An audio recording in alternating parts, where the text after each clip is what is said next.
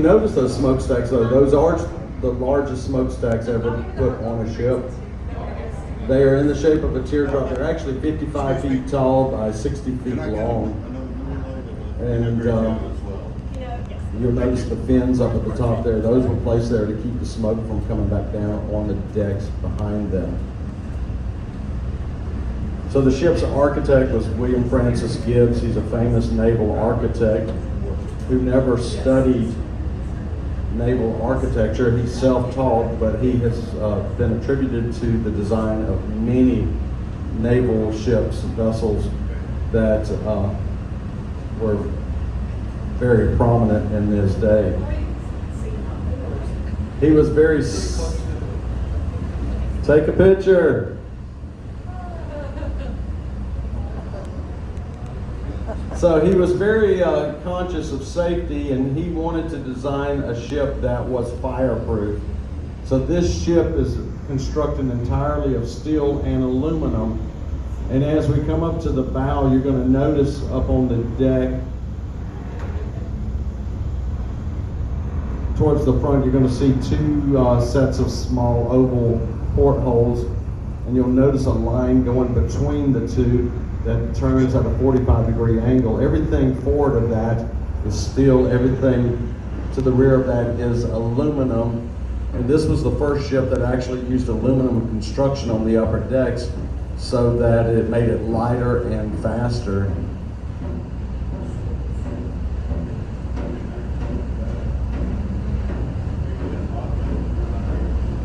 Everything inside the ship was also made of metals. There was only one object placed on board that was made of wood, and that was the piano. And the story is that the architect, Gibbs, wanted the piano to be made out of aluminum, but in his meeting with George Steinway refused. As a matter of fact, he brought a mahogany piano to the demonstration, lit it on, doused it with gasoline, lit it on fire, and as quickly as it went up in flames, it went out again. And that was enough to convince him to allow that wooden piano to go on board the ship. And as we make our way here to the front, just kind of give you an idea, the letters that you see that spell out United States there, those are 3 feet tall. The letters, United States letters. And in the front of the ship, there is a forward hold that would actually hold up to 45 automobiles as well too. And that's why it kind of rides a little bit higher on the front right now because it's not loaded down.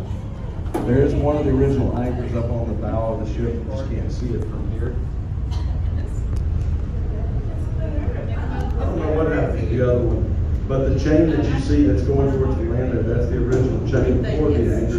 It was actually used to tow the ship.